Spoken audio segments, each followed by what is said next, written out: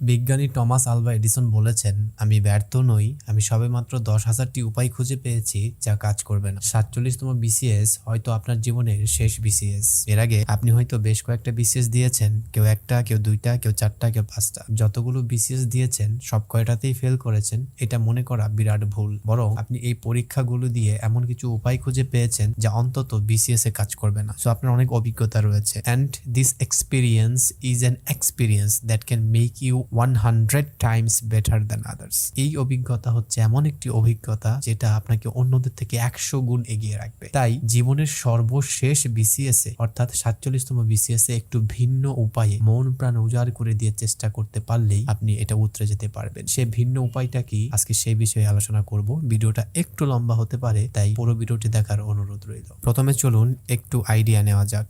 ধরি 47তম বিসিএস এ প্রায় 3 লক্ষ প্রার্থী অ্যাপ্লাই করবে, যেখানে 5 থেকে 10,000 জন এমন থাকবে যাদের জন্য এই বিসিএসটাই হচ্ছে শেষ বিসিএস। এখন আপনি যদি তাদের মধ্যে একজন হয়ে থাকেন, অর্থাৎ 47তম বিসিএস যদি আপনার জীবনের শেষ বিসিএস হয়ে থাকে, তাহলে আপনি কেন এই বিসিএস এগিয়ে থাকবেন? নাম্বার 1 হচ্ছে আপনার অভিজ্ঞতা। আপনার রয়েছে 4-4টা 5-5টা বিসিএস দেওয়ার অভিজ্ঞতা, যেটা অন্যদের নেই। নাম্বার 2 হচ্ছে আপনার ধৈর্য। আপনি অনেক ধৈর্যশীল, না হলে এত দূর আসতে পারতেন না। Number 3, the most important thing, সেটা হচ্ছে হার না মানার মন মানসিকতা। এই একটা বিষয় অনেকের মধ্যে থাকে না দেখেই তারা গিভ আপ করে দেয়। সো হার না মানার মন মানসিকতা, এটা এমন এক ধরনের পটেনশিয়াল যেটা আপনাকে 47তম বিসিএস এ সবচেয়ে বেশি এগিয়ে রাখবে। 4 নাম্বার হচ্ছে আপনি এই বিসিএস এ সবচেয়ে বেশি সিনিয়র, অর্থাৎ আপনাদের থেকে এই বিসিএস এ আর কেউ সিনিয়র নেই, যারা আছে সবাই জুনিয়র। সো আপনার জুনিয়ররা যদি এই বিসিএস এ টিকতে পারে, একটা আসন ছিনিয়ে আনতে পারে, ওয়াই নট ইউ? আপনি কেন পারবেন না? বিশ্বাস করুন ভাই, আপনি পারবেন। আপনার অনেকগুলো অপরচুনিটি রয়েছে, অনেক অভিজ্ঞতা রয়েছে। সো এই বিসিএস এ সবচেয়ে বেশি যোগ্যমান প্রার্থী হচ্ছেন আপনি। Not necessarily success comes in the first go. Sometimes you have to wait, sometimes you have to be patient. সবসময় সফলতা যে প্রথমবার চেষ্টাতে চলে আসবে, বিষয়টি তেমন নয়। কখনো কখনো অপেক্ষা করতে হয়, কখনো কখনো ধৈর্যশীল হতে হয়। আপনি জীবনে সবকিছুই করেছেন, এখন আপনার জয়ধ্বনি করার পালা। So first of all you have to believe that you can do it. ইংরেজিতে একটা কথা আছে, today if you believe in yourself, tomorrow the world will believe in you. আজকে যদি আপনার উপর আপনি নিজে বিশ্বাস রাখেন, আগামীকাল পুরো পৃথিবী আপনার উপর বিশ্বাস রাখবে। So first of all you have to believe then you can do it. তাই জীবনের সর্বশেষ বিসিএসটি সবচেয়ে বেশি আত্মবিশ্বাস নিয়ে, সবচেয়ে বেশি পরিশ্রম করে, সবচেয়ে বেশি ত্যাগ স্বীকার করে আপনি এই পরীক্ষায় অ্যাটেন্ড করুন। ইনশাল্লাহ আপনি সফলতা ছিনিয়ে আনবেন। এবার চলুন 47তম বিসিএস কেমন হতে পারে। অবশ্যই ইজি হবে না, প্রশ্ন একটু ক্রিটিক্যাল হতে পারে। এটার পূর্বাভাস আমরা 46তম বিসিএস অথবা 45তম বিসিএস থেকেই আমরা দেখেছি। 45তম বিসিএস এ প্রায় 4 লক্ষের মতো অ্যাপ্লাই করেছিল, সেখান থেকে 12,500 টিকিয়েছে এবং প্রশ্নের ধরন, প্রশ্ন কিন্তু অনেক ক্রিটিক্যাল হয়েছে। 46তম বিসিএস এ পদ সংখ্যা অনেক বেশি ছিল। অনেকে ভেবেছিল যে এবার হয়তো একটু বেশি টানবে, বাট হয়েছে উল্টো। এবারে 10,000 সামথিং টিকিয়েছে। দ্যাট মিনস 45তম বিসিএস এর থেকেও এই বিসিএস এ পদ সংখ্যা বেশি থাকলেও মাত্র 10,000 সামথিং মানুষ টিকিয়েছে। সো পিএসসি খুবই স্ট্রিক্ট, তারা অনেক চেঞ্জ নিয়ে আসছে এবং তারা খুবই শক্তপোক্ত এবং স্মার্টলি প্রশ্ন করতেছে। 46তম বিসিএস এ আপনাকে যদি এই 6 দফার প্রশ্নটা আমি দেখাই, ঐতিহাসিক 6 দফা দাবিতে কোন দুটি বিষয় কেন্দ্রীয় সরকারের হাতে রাখার প্রস্তাব ছিল? 6 দফা আমরা হয়তো সবাই ভালো মতো পড়েছি, বাট তারপরে এই প্রশ্নটি ম্যাক্সিমাম মানুষ ভুল করেছে। প্রথমত ভুল করেছে বৈদেশিক বাণিজ্য ও প্রতিরক্ষা। এখানে অনেকেই আছে তাড়াহুড়া করে, কারণ বৈদেশিক বাণিজ্যকে তারা বৈদেশিক সম্পর্ক মনে করে দাগিয়ে ফেলেছে। ফার্স্ট অফ অল, পরীক্ষার হলে আপনাকে তাড়াহুড়া করা যাবে না। দ্বিতীয় হচ্ছে প্রতিরক্ষা ও পররাষ্ট্র। প্রত্যেকটা বইতে লেখা আছে প্রতিরক্ষা ও বৈদেশিক সম্পর্ক কেন্দ্রীয় সরকারের হাতে থাকবে, বাট বৈদেশিক সম্পর্কে যে পররাষ্ট্র, এই বিষয়টা অনেকে বুঝতে পারেনি। সো এই প্রশ্নটা একটু ক্রিটিক্যাল হচ্ছে। এইটা কমন একটা প্রশ্ন, তাই কমন প্রশ্নগুলো ভুলেও ভুল করা যাবে না। এই কমন প্রশ্নগুলো যদি আপনি ভুল করেন, তাহলে বিসিএস এ আপনি অনেক পিছিয়ে থাকবেন। দ্বিতীয় হচ্ছে এই প্রশ্নের ধরনটা যদি আপনি বুঝতে পারেন যে প্রশ্নটা কতটুকু কঠিন হয়েছে বা কতটুকু কাটমার্ক থাকতে পারে, এই সম্পর্কে আইডিয়া থাকলে আপনি কিন্তু পরীক্ষায় ভালো করতে পারবেন। আমরা সবাই জানি বিসিএস যতটা না পরিশ্রম, তার চেয়ে বেশি হচ্ছে কমন সেন্সের ব্যাপার। অর্থাৎ আপনাকে এখানে সাইকোলজি খাটাতে হয়, আপনার বুদ্ধি বিবেক দিয়ে প্রশ্নগুলো দাগাতে হয়। বাট 46তম বিসিএস কিন্তু অতটাও কঠিন না যতটা কঠিন সবাই মনে করেছে। আপনার প্রিপারেশন যদি গোছানো হয়, যে কোনো বিসিএস যে কোনো ভাবে পিএসসি প্রশ্ন করুক, আপনি সেখান থেকে আনসার করতে পারবেন। অনেকে বলেছে বাংলা সাহিত্য নাকি অনেক কঠিন হয়েছে। বাংলা সাহিত্য আমার কাছে কঠিন মনে হয়নি। আমরা সবাই জানি বিসিএস এ আমরা যত পড়াশোনা করি না কেন, 200 নম্বরের মধ্যে 200 নম্বর পাবো না। তেমনি বাংলাতে রয়েছে 35 নাম্বার, সেখানে 35-এর মধ্যে 35 আমরা পাবো না। তাই আমাদেরকে আগেই মার্ক ডিস্ট্রিবিউশন করতে হবে। আপনি যদি সঠিক মান বন্টন করতে না পারেন, তাহলে আমার আগের ভিডিওটি দেখে নেবেন, সেখানে খুব সুন্দরভাবে আমি বলে দিয়েছি। তো বাংলা সাহিত্য যে কঠিন হয়নি, সেটা আমি আপনাদেরকে প্রমাণ করে দিচ্ছি। তাহলে আপনি অনেক রেফারেন্স খুঁজে পাবেন। বাংলা সাহিত্যের আদিযুগ এবং মধ্যযুগ পড়ার জন্য আমি এই বইটা পড়েছি এবং বিলিভ মি এই বইটাই এনাফ আদিযুগ এবং মধ্যযুগ পড়ার জন্য, বিসিএস প্রিলিমিনারির জন্য। প্রথমত মাথায় রাখবেন, প্রিলিমিনারি যত বই আছে সব হচ্ছে নোট বই, এগুলো বিস্তারিত দেওয়া নেই। এগুলো পড়ে আপনি রিটেনে বিস্তারিত লিখতে পারবেন না, বাট অনেক হেল্প হবে। এই যে নোটগুলো, এগুলো কিন্তু রিটেনের জন্য অনেক হেল্প হয়। সো প্রথমত হচ্ছে এগুলো নোট। সো এগুলো থেকে আপনি যদি আরো বেছে বেছে নোট করেন তাহলে আরো শর্ট হয়ে গেল। আপনি যেটা করবেন, এই বই যে তথ্যটা নাই সেটা আপনি নোট করতে পারেন, ঠিক আছে? আর তাছাড়া আপনার ভালো লাগলে আপনি নোট করতে পারেন, একজনের ওয়ে হচ্ছে এক এক রকম। সেই বইটা থেকে যখন আমি চর্যাপদ পড়ি তখন আমার মাথায় ছিল যে এখানে আমি 1 নম্বর পাবো। আপনারা সবসময় মাথার মধ্যে নম্বরগুলো রেখে আপনারা বসবেন, অধ্যায়টা শুরু করার আগে যাচাই করে নেবেন এই অধ্যায়টা পড়লে কত নম্বর পাওয়া যেতে পারে। তাহলে আপনার পড়াশোনার প্রতি মনোযোগ বাড়বে এবং আপনি গুরুত্বও দিতে পারবেন। তো চর্যাপদ পড়েছি আমি, এখান থেকে শুরুতেই একটা প্রশ্ন আমার কমন আসে, ঠিক আছে? চর্যাপদ কোন ধর্মাবলম্বীদের সাহিত্য? এটা হচ্ছে সহজিয়া বৌদ্ধ। ঠিক এইখানে শুরুতেই সেই প্রশ্নটা চলে আসে, চর্যাপদের কবিরা ছিলেন সহজগানী বৌদ্ধ। সেম প্রশ্ন একটু ঘুরিয়ে সহজগানী দিয়ে দিয়েছে, এটাই। তাহলে আমার চর্যাপদের 1 নাম্বার চলে গেল, অর্থাৎ আদিযুগ থেকে 1 নাম্বার আমি পেয়ে ফেলেছি। এবার মধ্যযুগ থেকে 4 অথবা 5 নাম্বার আমি পেতে পারি। তো মধ্যযুগের প্রথমে এসেছে শূন্য পুরাণের রচয়িতা, এটা বিগত সালের প্রশ্ন থেকে এসেছে। এই যে দেখুন এখানে, শূন্য পুরাণ কাব্য রচনা করেন রামাই পণ্ডিত। এবং তাছাড়া এগুলো হচ্ছে অন্ধকার যুগের, ঠিক আছে? মধ্যযুগের শুরুতে যদি আপনি পড়েন তাহলে এখানে আপনি পাবেন প্রকৃত পৈঙ্গাল, শূন্য পুরাণ এবং হচ্ছে শেখ শুভদয়া। তো এটা কমন পড়া। তো এই প্রশ্নটাও আমি পেরেছি, দ্যাট মিনস 2টা প্রশ্ন আমার হয়ে গেছে, আর 3টা বললে হয়ে গেল আমার। যেমন বাংলা সাহিত্যের ইতিহাসে কাকিল্লা গ্রাম কেন উল্লেখযোগ্য?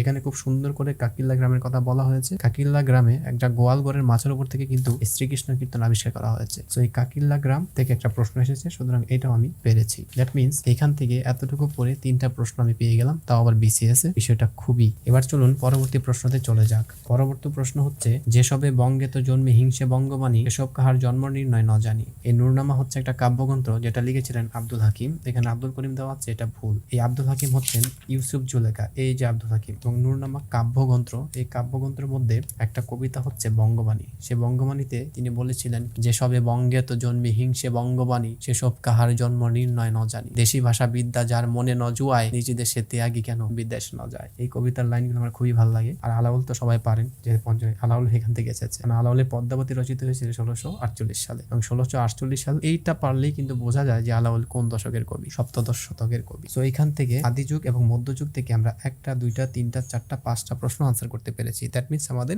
কারেকশন কিন্তু ঠিক ছিল। আমি বলেছিলাম যে 5টা থেকে 6টা প্রশ্ন হয়, তো আমরা 5টাই পেরেছি।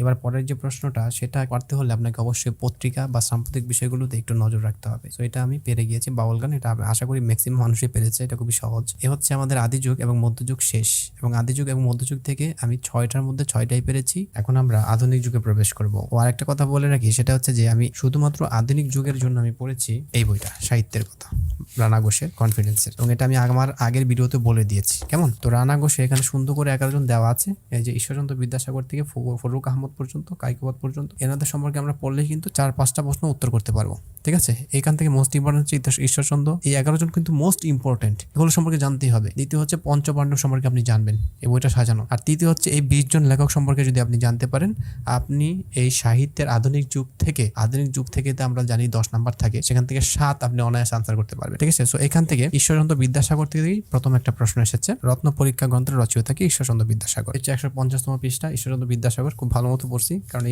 এই লোকটা সম্পর্কে জানলে আমার ভালো লাগবে, অনেক জ্ঞানী লোক। সো এই হচ্ছে রত্ন পরীক্ষা, ঠিক আছে? 1886 সালে এই রত্ন পরীক্ষা কিন্তু প্রশ্ন চলে এসেছে। সো এটাও আমি পেরেছি। দ্বিতীয় হচ্ছে স্বর্ণকুমারী দেবীর পিতার নাম, এটা সবাই জানে, রবি ঠাকুর, স্বর্ণকুমারী দেবী ভাই বোন। সো রবি ঠাকুর সম্পর্কে জানলে আমি যেমনটা বললাম 2 নাম্বার। সো এখান থেকে রবি ঠাকুর থেকে প্রশ্ন এসেছে। যদিও স্বর্ণকুমারী দেবী বাংলা সাহিত্যের একজন প্রথম মহিলা উপন্যাসিক, ঠিক আছে? তার সম্পর্কে আমাদের জানা জরুরি। তো আচ্ছা যাক, আমি এখানে ঈশ্বরচন্দ্র বিদ্যাসাগর আনসার করতে পেরেছি, স্বর্ণকুমারী দেবী আনসার করতে পেরেছি। এখান থেকে যে 4-5টা, সেখান থেকে আমরা 3টা হয়ে গিয়েছে। রবি ঠাকুর থেকে একটা, ঈশ্বরচন্দ্র থেকে একটা, আর ফোর্ট উইলিয়াম কলেজ থেকে একটা, 3টা হয়ে গিয়েছে, ঠিক আছে? সো 3টা, আর আগের হচ্ছে 5টা, 3টা 8টা 9টা কিন্তু হয়ে গিয়েছে। দ্যাট মিনস আর একটা প্রশ্ন হলেই বা 2টা প্রশ্ন হলেই আমাদের এই সাহিত্যের অন্তত আমাদের কভার হয়ে যাবে। এখানে পরবর্তী প্রশ্নটা এসেছে বঙ্কিমচন্দ্র চট্টোপাধ্যায়ের থেকে। বঙ্কিমচন্দ্র চট্টোপাধ্যায় কিন্তু এই 11 জন সাহিত্যিকের মধ্যেই এখানে দেখেন আপনারা বঙ্কিমচন্দ্র চট্টোপাধ্যায়, ওনার সম্পর্কে পড়লে কিন্তু এটা পারা যেত, বা এটা কিন্তু কমলাকান্তর যে দপ্তর সেখানে চরিত্রটা এটা, বাট এটা আমার মনে ছিল না, আমি পারিনি, স্কিপ করছি, কারণ আমার এত কিছু পারার দরকার নেই, সব করে আমার পারতে হবে না। দ্বিতীয় হচ্ছে দীনবন্ধু মিত্রের নীল দর্পণ নাটকের ইংরেজি অনুবাদ, মাইকেল মধুসূদন দত্ত। এই যে মাইকেল মধুসূদন দত্ত, এখান থেকে প্রশ্ন চলে আসে, এটা খুবই ইজি। নেটিভ নীল দর্পণ অনুবাদ করেন এই নামে, দ্যাট মিনস নেটিভ হচ্ছে ইংরেজি অনুবাদ মাইকেল মধুসূদন দত্ত, এটা কমন পড়েছে। সো রঞ্জন চরিত্রটি রবীন্দ্রনাথ ঠাকুরের কোন নাটকের, এটা হচ্ছে পরবর্তী প্রশ্ন। এই প্রশ্নটা আমি গোল দিয়ে চলে যাই, পরবর্তীতে আমি এটা কারেক্ট করতে পারি। এখান থেকে চলে এসেছে প্রথমেই রক্তকর্মী চরিত্রের রঞ্জন, নন্দিনী, কিশোর, রাজা, এই 4টা চরিত্র কথা এখানে বলা আছে। সো এখান থেকে বইটা থেকে এটা কমন পড়েছে। এখন তৈল প্রবন্ধটি লিখেছেন কে, এটা আমি জানি না, লিখি ধরিও নেই। নাম রেখেছি কমল গান্ধার কাব্যের রচয়িতা। আমাদের বাংলা সাহিত্যে যে পঞ্চপাণ্ডব বিষ্ণুদে, অর্থাৎ এই জন্য আমি বলি আপনারা এই পঞ্চপাণ্ডব বিষ্ণুদে সম্পর্কে পড়বেন, ঠিক আছে। বিষ্ণুদে 272 পৃষ্ঠা, পঞ্চপাণ্ডব আমি মনে রাখি অবুজ বিশু, খুবই মজার মনে রাখার স্টাইলটা। নাম রেখেছি কমল গান্ধার, এটা বিষ্ণুদে, এটা আপনি পারবেন, এগুলো পড়া পঞ্চপাণ্ডব সম্পর্কে, কেমন। সো এটাও পারলাম। ও মন রমজানের রোজা শেষে এলো কুশিরিতে, আমি জানি না যে কাজী নজরুল ইসলাম থেকে এত সহজ একটা কোশ্চেন আসবে। যাই হোক, এটা আর দেখানোর দরকার নাই। কাজী নজরুল আমাদের 11 জন সাহিত্যিক থেকে আমরা কয়টা পেলাম আমরা রবি ঠাকুর থেকে একটা, তারপর হচ্ছে মাইকেল মধুসূদন থেকে একটা, 2টা, বঙ্কিমচন্দ্র থেকে একটা, 3টা, তারপর হচ্ছে রবীন্দ্রনাথ ঠাকুর থেকে আরেকটা, 4টা, ঈশ্বরচন্দ্র বিদ্যাসাগর একটা, 5টা। আমি বলেছিলাম 5 থেকে 6টা আমরা 11 জন সাহিত্যিক থেকে পাবো, বাট এখানে দেখা যাচ্ছে যে আমরা 5টাই পেলাম, বাট 5টার মধ্যে আমি একটা পারিনি, বঙ্কিমচন্দ্র চট্টোপাধ্যায়। দরকার নেই, সব কয়টা আপনি পারবেন না।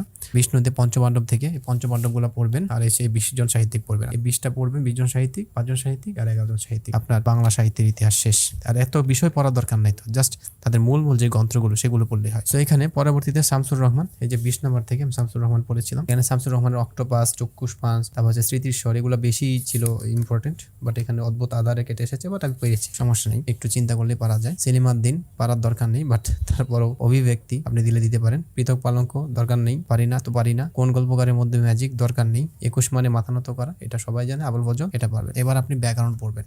আমি জানি বাংলা সাহিত্যের মধ্যে বাংলাতে নাম্বার তুলতে হলে আপনাকে অবশ্যই ব্যাকরণ ভালো হতে হবে। তো 47তম বিসিএস কেমন হবে আমরা সেটা জানলাম, কিভাবে প্রিপারেশন নিতে হবে, কিভাবে মানবন্টন মাথায় রেখে আমাদের পড়তে হবে সেটা আমরা জানলাম। এবার চলুন জানা যাক প্রতিবন্ধকতা, অর্থাৎ বিসিএস দিতে গেলে আমাদের কি কি বাধার সম্মুখীন হতে পারে। নাম্বার 1 হচ্ছে ফোন আসক্তি। এই ফোন আসক্তি আপনাকে খেয়ে ফেলতে পারে। তাই সর্বপ্রথম যেটা করবেন, ফোনের নতুন জিমেল খুলবেন এবং সেই চ্যানেলগুলো সাবস্ক্রাইব করবেন যেগুলো বিসিএস রিলেটেড তথ্য দেয়। সেটা যেগুলো নিউজ হতে পারে, যেগুলো বিসিএস রিলেটেড তথ্যমূলক চ্যানেল হতে পারে, সেগুলো সাবস্ক্রাইব করবেন। অর্থাৎ আপনার, ঠিক আছে, আপনাকে যে সারাউন্ডিংটা সেটা বিসিএস রিলেটেড করতে হবে। আপনি ফেসবুক খুলবেন, ফেসবুকে সেই সমস্ত পেজ, সেই সমস্ত গ্রুপে জয়েন হবেন যেগুলো সবসময় বিসিএস নিয়ে পড়ে থাকে এবং বিসিএস রিলেটেড। আপনার এই যে 1 বছর সময় রয়েছে, এই 1 বছর আপনি যদি কোনো মুভি না দেখেন, আপনার কিচ্ছু যায় আসবে না। আপনি যদি কোনো গান বা নাটক না দেখেন, আপনার কিছু যায় আসবে না, ঠিক আছে। 2023 সালে আমি একটাই মুভি দেখেছি, আর সেটা হচ্ছে বঙ্গবন্ধু জীবনী নিয়ে আরভিন শুভর, দ্য ফাদার অফ নেশন, এবং সেটা থেকে একটা প্রশ্ন আমি আনসার করতে পেরেছি। সো ওই 1 বছর 2 বছর আমরা ছবি না দেখলে, ফিল্ম না দেখলে আমাদের কিচ্ছু হবে না।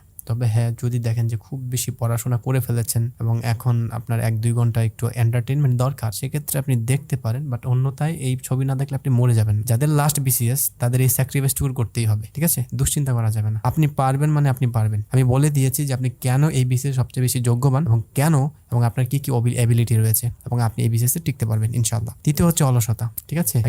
একজন দার্শনিক বলেছিলেন যে একটা জাতিকে ধ্বংস করার জন্য এই অলস ব্যক্তি যথেষ্ট, আর কিছু লাগে না। এই অলস ব্যক্তিরা হচ্ছে এত খারাপ, যারা নিজেরা তো নষ্ট হয়, আশেপাশের মানুষগুলোকে নষ্ট করে ফেলে, অলস বানায় ফেলে। সো অলসতা করা যাবে না। সো যারা 47তম বিসিএস দিবেন, আশা করি আপনি এই বিসিএস আপনার সর্বোচ্চ চেষ্টা করবেন। আর অবশ্যই জীবন এত ছোট নয় যতটা আমরা ছোট মনে করি। বিসিএস যদি আপনার না হয়, আপনার সাধ্য মতো আপনি চেষ্টা করেছেন, তারপরও আপনার ভাগ্যে না থাকতে পারে, তারপরে উপরওয়ালা আপনাকে না খাইয়ে মারবে না, আপনাকে কোনো না কোনো একটা ব্যবস্থা করে দিবে। বাট আপনি আপনার সর্বোচ্চ চেষ্টা করুন। আপনি বুকে হাত দিয়ে যেন বলতে পারেন, বিসিএস হয়নি, বাট আমার কোনো আফসোস নেই, আমি আমার সাধ্য মতো চেষ্টা করেছি, নিজের সর্বোচ্চ বিলিয়ে দিয়ে চেষ্টা করেছি। আমি অনেক কথা শুনেছি, অনেক ক্রিটিসাইজ হয়েছি, তবুও হার মানিনি, আমি শেষ পর্যন্ত চালিয়ে গিয়েছি। বাট আনফরচুনেটলি আমার ভাগ্যে সেটা নেই। বাট আপনার স্বপ্নের জন্য কষ্ট না করে ভাগ্যের দোহাই দেবেন না, এটা খুবই হাস্যকর একটা বিষয়। ভালো থাকবেন, সুস্থ থাকবেন, আল্লাহ হাফেজ।